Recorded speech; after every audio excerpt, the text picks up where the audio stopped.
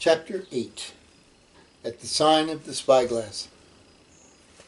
When I had done breakfasting, the squire gave me a note addressed to John Silver at the Sign of the Spyglass, and told me I should easily find the place by following the line of the docks, and keeping a bright lookout for a little tavern with a large brass telescope for sign. I set off, overjoyed at this opportunity to see some more of the ships and seamen, and picked my way among a great crowd of people and carts and bales, for the dock was now at its busiest, until I found the tavern in question. It was a bright enough little place of entertainment. The sign was newly painted. The windows had neat red curtains. The floor was cleanly sanded.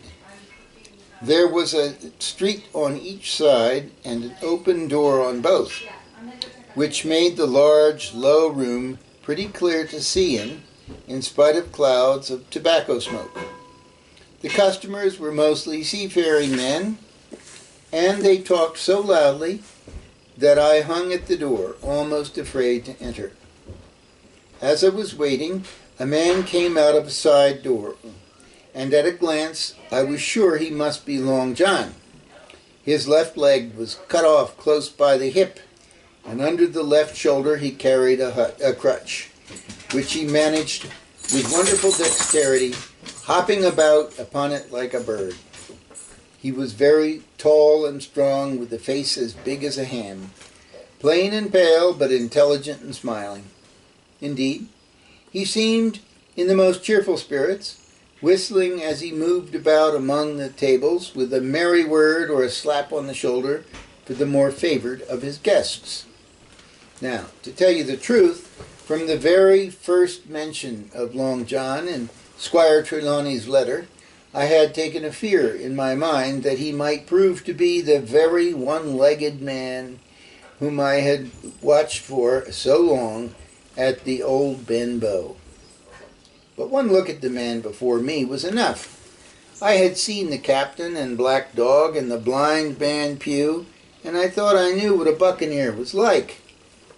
A very different creature, according to me, from this clean and pleasant-tempered landlord. I plucked up courage at once, crossed the threshold, and walked right up to the man where he stood, propped on his crutch, talking to a customer. "Mr. Silver, sir?" I asked, holding out the note. "Yes, my lad," said he. "Such is my name, to be sure. And who may you be?" And then, as he saw the squire's letter, it seemed to me, he gave us something almost like a start. "Oh," said he, quite loud, and offering his hand. "I see, you are our new cabin boy. Pleased I am to see you." And he took my hand in his large, firm grasp. Just then, one of the customers at the far side rose suddenly and made for the door. It was close by him, and he was out in the street in a moment. But his hurry had attracted my notice, and I recognized him at a glance. It was the tallow-faced man, wanting 2 fingers, who had come first to the Admiral Benbow. "Oh," I cried, "stop him. It's Black Dog." "I don't care 2 coppers who he is," cried Silver, "but he hasn't paid his score. Harry, run and catch him." One of the others, who was nearest the door, leaped up and started in pursuit. "If he were Admiral Hawke, he shall pay his score," said Silver. And then, relinquishing my hand, "Who did you say he was?" he asked. "Black what?" "Dog, sir," said I. "Has Mr. Trelawney not told you of the buccaneers? He was one of them." "So?" cried Silver. "In my house. Ben, run and help Harry. One of those swabs, was he? Was that you drinking with him, Morgan? Step up here and tell me." The man whom he called Morgan, an old, gray-haired, mahogany-faced sailor, came forward pretty sheepishly, rolling his quid. "Now, Morgan," said Long John, very sternly, "you never clapped your eyes on that black dog before, did you now?" "Not I, sir," said Morgan with a salute. You didn't know his name, did you? No, sir. By the powers, Tom Morgan, it's as good for you, exclaimed the landlord. If you had been mixed up with the like of that, you would never have put another foot in my house. You may lay to that. And what was he saying to you? I don't know rightly, sir, answered Morgan. Do you call that a head on your shoulders or a blessed dead-eye? Cried Long John. Don't rightly know, don't you? Perhaps you don't happen to rightly know who you are speaking to, perhaps. Come now, what were you jawing about? Voyages, captains, ships, pipe up, what was it? We was a-talking of keel-hauling, answered Morgan. Keel-hauling, was you? And a mighty suitable thing, too. And you may lay to that. Get back to your place for lubber, Tom. And then, as Morgan rolled back to his seat, Silver added to me in a confidential whisper. It was very flattering, as I thought. He's quite an honest man, Tom Morgan, only stupid. And now, he ran on again, aloud, let's see, Black Dog. No, I don't know the name, not I. Yet I kind of think, yes, I've seen the swab. He used to come here with a blind beggar, he used. That he did, you may be sure, said I. I knew that blind man, too. His name was Pew. It was, cried Silver, now quite excited. Pew. That was his name for certain. As he looked a shark, he did. If we run down this Black Dog now, there'll be news for Captain Trelawney. Ben's a good runner. Few seamen run better than Ben. He should have run him down, hand over hand, by the powers. He talked of keel-hauling, did he? I'll keel-haul him. All the time he was jerking out these phrases, he was stumping up and down the tavern on his crutch, slapping tables, and with his hand, and giving such a show of excitement as would have convinced an Old Bailey judge or a Bow Street runner.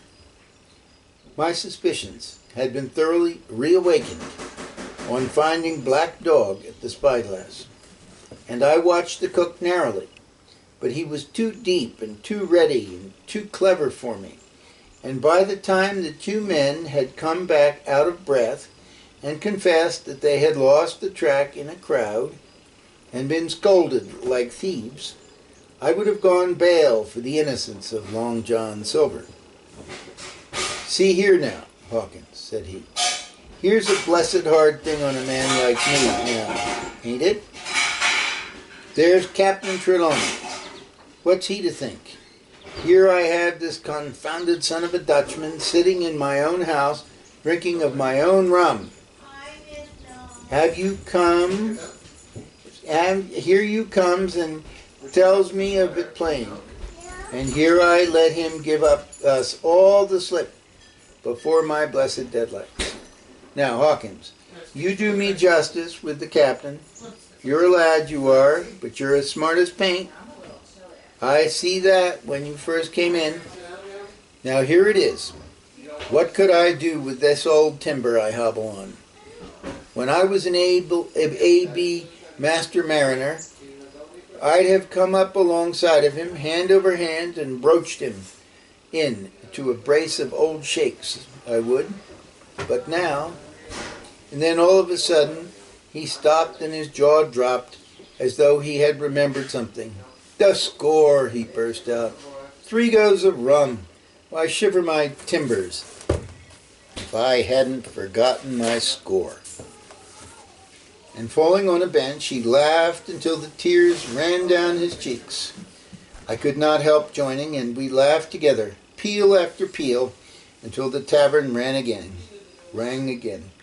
Why, what a precious old sea calf I am, he said, at last, wiping his cheeks. You and me should get on well, Hawkins, for I'll take my Davy. I should be rated ship's boy. But come now, stand by to go about. This won't do. Duty is duty, messmates. I'll put on my old cocked hat and step along of you to Captain Trelawney and report this here affair. For mind you, it's serious, young Hawkins, and neither you nor me's come out of it with what I should make so bold as to call credit. Nor you neither, says you. Not smart, none of the pair of us smart. But dash my buttons, that was good on about my score. And he began to laugh again, and that so heartily that, though I did not see the joke as he did, I was again obliged to join him in his mirth. On our little walk along the quays, he made himself the most interesting companion, telling me about the different ships that we passed by, their rig, tonnage, and nationality, explaining the work that was going forward, how one was discharging, another taking in cargo, and a third making ready for sea, and every now and then telling me some little anecdote of ships or seamen, or repeating a nautical phrase till I had learned it perfectly. I began to see that here was one of the best of possible shipmates. When we got to the inn, the squire and Dr. Livesey were seated together, finishing a quart of ale with a toast in it, before they should go aboard the schooner on a visit of inspection. Long John told the story from first to last with a great deal of spirit and the most perfect truth. That was how it were now, weren't it, Hawkins? He would say, now and again, and I could always bear him out entirely. The two gentlemen regretted that Black Dog had got away, but we all agreed there was nothing to be done, and after he had been complimented, Long John took up his crutch and departed. All hands aboard by 4 this afternoon, shouted the squire after him. Aye, aye, sir, cried the cook in the passage.